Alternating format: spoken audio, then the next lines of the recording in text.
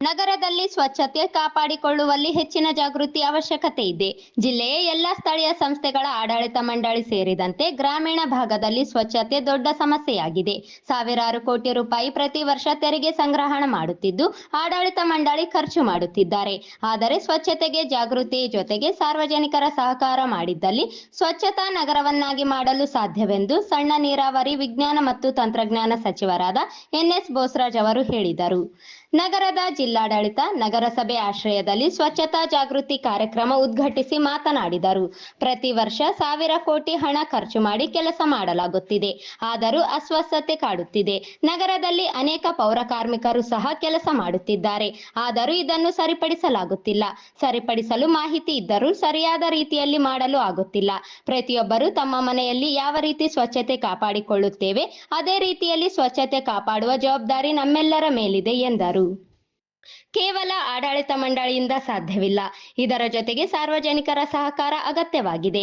ಕಳೆದ 1 ವರ್ಷದಿಂದ ಪೌರ ಕಾರ್ಮಿಕರನ್ನು ಒಗ್ಗೂಡಿಸಿ ವಾರ್ಡ್ವಾರು ಸ್ವಚ್ಛತಾ ಕಾರ್ಯಕ್ರಮ ನಡೆಸಲಾಗುತ್ತಿದೆ. 2-3 ದಿನ ಬಳಿಕ ಮತ್ತೆ ಅದೇ ವಾರ್ಡ್ನಲ್ಲಿ ಕಸ ಶೇಖರಣೆ ಆಗುತ್ತಿದೆ. ಇದರಿಂದ ನಾವು ಎಷ್ಟೇ ಸ್ವಚ್ಛತಾ ಕೆಲಸ ಮಾಡಿದರೂ ಮತ್ತೆ ಕಸ ಬರುತ್ತಿದ್ದು ಇದಕ್ಕೆ ಜಾಗೃತಿ ಕೊರತೆ ಇದೆ. ಪ್ರತಿ ಮನೆಯಿಂದಲೂ ಕಸವನ್ನು ಸಮರ್ಪಕ ವಿಲೇವಾರಿ ಆಗಬೇಕಿದೆ.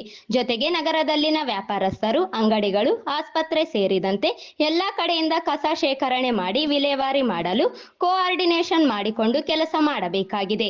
ಜೊತೆಗೆ ಸಾರ್ವಜನಿಕರ ಸಹಕಾರ ಅಗತ್ಯವಾಗಿದೆ ಎಂದರು. ನಗರಸಭೆಯ ಅಧ್ಯಕ್ಷರು, ಉಪಾಧ್ಯಕ್ಷರು ಮತ್ತು ವಿವಿಧ ಧರ್ಮದ ಮುಖಂಡರು ಸಹ ಒಂದು ಕಾರ್ಯಕ್ರಮದಲ್ಲಿ ಪಾಲ್ಗೊಂಡಿದ್ದು ಮಾಡಲಾಗಿತ್ತು.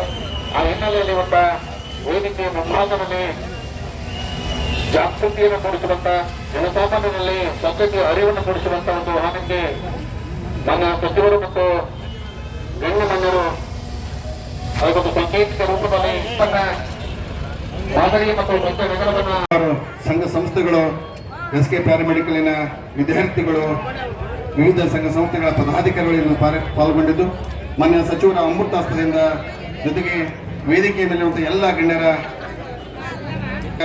ಕಾರ್ಯಕ್ರಮದ ಉದ್ಘಾಟನೆ ಮಾಡಿ ಹಿರಿಯರಾದ ಶ್ರೀಮಾನ್ ಜಯನ್ ಅವರು ಪ್ರಸ್ತಾವ ಭಾಷಣದಲ್ಲಿ ಯಾವ ರೀತಿಯಾಗಿ ನಮ್ಮ ನಗರವನ್ನು ಸ್ವಚ್ಛತೆ ಕಾಪಾಡಿಕೊಳ್ಳಬೇಕು, ನಗರಸಭೆಯ ಜವಾಬ್ದಾರಿ ಮತ್ತು ನಾಗರಿಕರ ಜವಾಬ್ದಾರಿಯನ್ನು ಅತ್ಯಂತ ವಿವರವಾಗಿ ಮನದಟ್ಟತಕ್ಕಂಥ ರೀತಿಯಲ್ಲಿ ಕಾರ್ಯಕ್ರಮದ ಬಗ್ಗೆ ಇಡೀ ರಾಜ್ಯದಲ್ಲಿ, ರಾಷ್ಟ್ರದಲ್ಲಿ ಅನೇಕ ಪ್ರಯೋಗಗಳು ಮಾಡೋದ್ರ ಮುಖಾಂತರ ಅದು ಗ್ರಾಮ ಪಂಚಾಯತಿ ಮಟ್ಟದಲ್ಲಿ ಇರ್ಬೋದು, ಪಟ್ಟಣ ಪಂಚಾಯತಿ ಮಟ್ಟದಲ್ಲಿ ಇರ್ಬೋದು, ನಗರಸಭಾ ಕಾರ್ಪೊರೇಷನ್ಗಳಲ್ಲಿ ಅತ್ಯಂತ ದೊಡ್ಡ ಸಮಸ್ಯೆ ಆಗಿದೆ. ಸಾವಿರಾರು ಕೋಟಿಯಲ್ಲಿ ಈ ಪ್ರತಿ ವರ್ಷ ಜನರ ದುಡ್ಡು ಆಡಳಿತ ಮಂಡಳಿಗಳು ಇದಕ್ಕೆ ಖರ್ಚು ಮಾಡ್ತಾ ಇದೆ. ಈಗಾಗಲೇ ಅವರು ಹೇಳಿದ್ರು, ಇಲ್ಲಿ ನಗರಸಭಾ ರಾಯಚೂರಿಗೆ ಇರ್ತಕ್ಕಂಥ ಈ ಸ್ವಚ್ಛತಾ ಕಾರ್ಯಕ್ರಮಕ್ಕೆ ಉಪಯೋಗಿಸುವಂತ ಟ್ರಾಕ್ಟರ್ಗಳ ಬಗ್ಗೆ, ಮೆಷಿನರಿ ಬಗ್ಗೆ ಸಹಿತ ಅವರು ಹೇಳಿದ್ದಾರೆ. ಅದರ ಜೊತೆಯಲ್ಲಿ ಅನೇಕ ಪೌರ ಕಾರ್ಮಿಕರು ಬೆಳಗ್ಗೆಯಿಂದ ಸಾಯಂಕಾಲ ತನಕ ಅವ್ರದೇ ಆದಂಥ ಒಂದು ಪರಿಸ್ಥಿತಿ, ಪ್ರಯತ್ನ ಮುಂದುವರಿತಾ ಇದೆ. ಇದನ್ನು ಸರಿಪಡಿಸಬೇಕು ಅಂತಂದ್ರೆ ನಮ್ಮೆಲ್ಲರಿಗೂ ಅದ್ರ ಬಗ್ಗೆ ಮಾಹಿತಿ ಇದೆ. ಆದರೆ ನಾವದು ಸರಿಯಾದ ರೀತಿಯಲ್ಲಿ ಮಾಡ್ತಾ ಇಲ್ಲ ಅಂತ ಒಂದು ಮಾತನ್ನು ಇವತ್ತು ನಾವೆಲ್ಲ ಕಡೆ ಕೇಳ್ತಾ ಇದ್ದೀವಿ. ಪ್ರತಿಯೊಬ್ಬರು ನಮ್ಮ ಮನೆಯಲ್ಲಿ ಯಾವ ರೀತಿಯಾಗಿ ನಾವು ಸ್ವಚ್ಛತಾ ಇಟ್ಕೊಳ್ತೇವೋ ಅದೇ ರೀತಿಯಾಗಿ ನಾವಿರುವಂತಹ ಪ್ರದೇಶ, ನಮ್ಮ ನಗರ, ನಮ್ಮ ಗ್ರಾಮ, ನಮ್ಮ ಪಂಚಾಯಿತಿ ಸ್ವಚ್ಛತೆ ಕಾಪಾಡಬೇಕಂತ ಜವಾಬ್ದಾರಿ ನಮ್ಮೆಲ್ಲರ ಮೇಲೆ ಇದೆ. ಈ ಕೇವಲ ಯಾವುದೋ ಒಂದು ಅಧ್ಯಕ್ಷರಾಗಿರ್ತಕ್ಕಂಥವ್ರು, ಸದಸ್ಯರಾಗಿರ್ತಕ್ಕಂಥವ್ರು, ಪೌರ ಕಾರ್ಮಿಕರು, ಒಬ್ಬ ಕಮಿಷನರ್ನಿಂದ ಮಾಡಲಿಕ್ಕೆ ಸಾಧ್ಯ ಇಲ್ಲ. ಇದು ಕಳೆದ 1 ವರ್ಷಗಳಿಂದ ಈ ರಾಯಚೂರು ನಗರದಲ್ಲಿ ನಮ್ಮೆಲ್ಲ ಸದಸ್ಯರು ಪಕ್ಷರಹಿತವಾಗಿ ಎಲ್ಲರೂ ಕೂಡ್ಕೊಂಡು ಒಂದಾಗಿ ತಮ್ಮದೇ ಆದಂಥ ಪ್ರಯತ್ನ ಎಲ್ಲ ಒಟ್ಟಾರೆ ಈ ಪೌರ ಕಾರ್ಮಿಕರನ್ನೆಲ್ಲ ಜೊತೆಗೂಡಿಸ್ಕೊಂಡು ಒಂದೊಂದು ವಾರ್ಡ್ನಲ್ಲಿ ವಾರಕ್ಕೆ 1 ದಿವಸ ಆ ಸ್ವಚ್ಛತಾ ಕಾರ್ಯಕ್ರಮ ಹಮ್ಮಿಕೊಂಡಿದ್ವಿ. ಅದಾದ ನಂತರ ನಾನು ಸಹಿತ ಅನೇಕ ಕಡೆ ಮುಖಂಡರ ಜೊತೆಯಲ್ಲಿ ಹೋಗಿ ನೋಡಿದ್ವಿ. ನಗರಸಭೆಯ ಹಿರಿಯ ಸದಸ್ಯ ಜಯಣ್ಣ ಮಾತನಾಡಿ 72 ವರ್ಷಗಳಾದ ಬಳಿಕ ನಗರಸಭೆಯು ಮೇಲ್ದರ್ಜೆಗೇರಿಸಿ ಮಹಾನಗರ ಪಾಲಿಕೆಯನ್ನಾಗಿ ಮಾಡಲು ಸಚಿವರು ಪ್ರಾಮಾಣಿಕವಾಗಿ ಕೆಲಸ ಮಾಡಿದ್ದಾರೆ. ಉಸ್ತುವಾರಿ ಸಚಿವ ಶರಣಪ್ರಕಾಶ್ ಪಾಟೀಲ್ ಅವರು ಸಹ ಮುತುವರ್ಜಿ ವಹಿಸಿದ್ದರಿಂದ ಮೇಲ್ದರ್ಜೆಗೇರಲು ಕಾರಣವಾಗಿದ್ದು ಅಭಿನಂದಿಸಿದರು.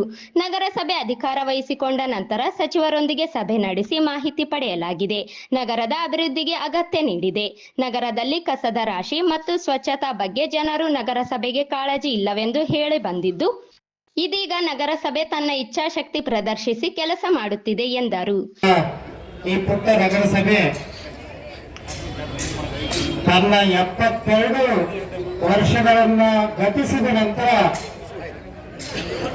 ಮಹಾನಗರ ಪಾಲಿಕೆಗೆ ದರ್ಜೆಗೇರಿಸಿಕೊಂಡು ಮುಂಬಡ್ತಿ ಬಂದಿರುವಂತಹ ಈ ಸಂದರ್ಭದಲ್ಲಿ ಅದಕ್ಕೆ ಹೆಗ್ಗಳಿಕೆ ಪಾತ್ರರಾದಂತ ಮತ್ತು ಇತ್ತೀಚೆಗೆ ಗುಲ್ಬರ್ಗಾದಲ್ಲಿ ಸಚಿವ ಸಂಪುಟದಲ್ಲಿ ಸಿದ್ದರಾಮಯ್ಯ ಅವರ ನೇತೃತ್ವದಲ್ಲಿ ಮಂಜೂರಾತಿಯನ್ನು ಪಡೆದುಕೊಂಡು ಇವತ್ತು ತನ್ನ ರಾಯಚೂರು ನಗರದ ಗೌರವವನ್ನು ಹೆಚ್ಚಿಸುವ ರೀತಿಯಲ್ಲಿ ರಾಯಚೂರು ಮುನ್ಸಿಪಾಲಿಟಿಯನ್ನ ಅಪ್ಗ್ರೇಡೇಷನ್ ಮಾಡುವ ಮೂಲಕ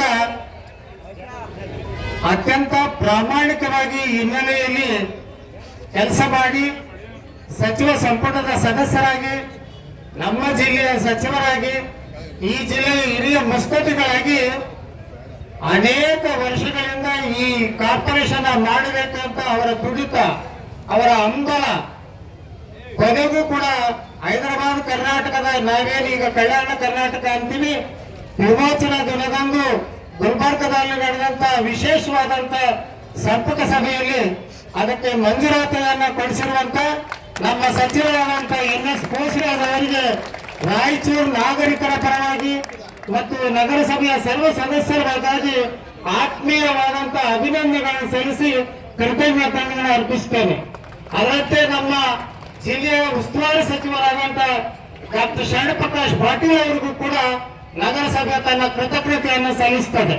ಈ ಸಂದರ್ಭದಲ್ಲಿ ಕಿಲ್ಲೆ ಬೃಹನ್ಮಠದ ಶಾಂತಮಲ್ಲ ಶಿವಾಚಾರ್ಯ ಮಹಾಸ್ವಾಮಿಗಳು, ಈಶ್ವರಿ ವಿಶ್ವವಿದ್ಯಾಲಯದ ಸಂಚಾಲಕಿ ಸ್ಮಿತಾ ಅಕ್ಕ, ನಗರಸಭೆ ಅಧ್ಯಕ್ಷೆ ನರಸಮ್ಮ ನರಸಿಂಹಲು ಮಾಡಗಿರಿ, ಉಪಾಧ್ಯಕ್ಷ ಸಾಜಿದ್ ಸಮೀರ್, ಮಹಮ್ಮದ್ ಶಾಲಂ, ಮೌಲಾನಾ ಮೌಲಿ, ಸೈಯದ್ ಚಾಂದ್ ವೀರ್ ಹುಸೇನ್, ಸೈಯದ್ ಅಲಿ, ಜಿಂದಪ್ಪ, ಬಸವರಾಜ್ ದರೂರು, ಅನಿತಾ ತಿಮ್ಮಾರೆಡ್ಡಿ, ಹೇಮಲತಾ ಬೂದ್ಯಪ್ಪ, ಬಿ ರಮೇಶ್, ತಿಮ್ಮಾರೆಡ್ಡಿ ಹರಿಬಾಬು, ತಿಮ್ಮಪ್ಪ ನಾಯಕ, ನರಸರೆಡ್ಡಿ, ಭೀಮರಾಯ, ಅಲಿ ಸೇರಿದಂತೆ ಅನೇಕರಿದ್ದರು.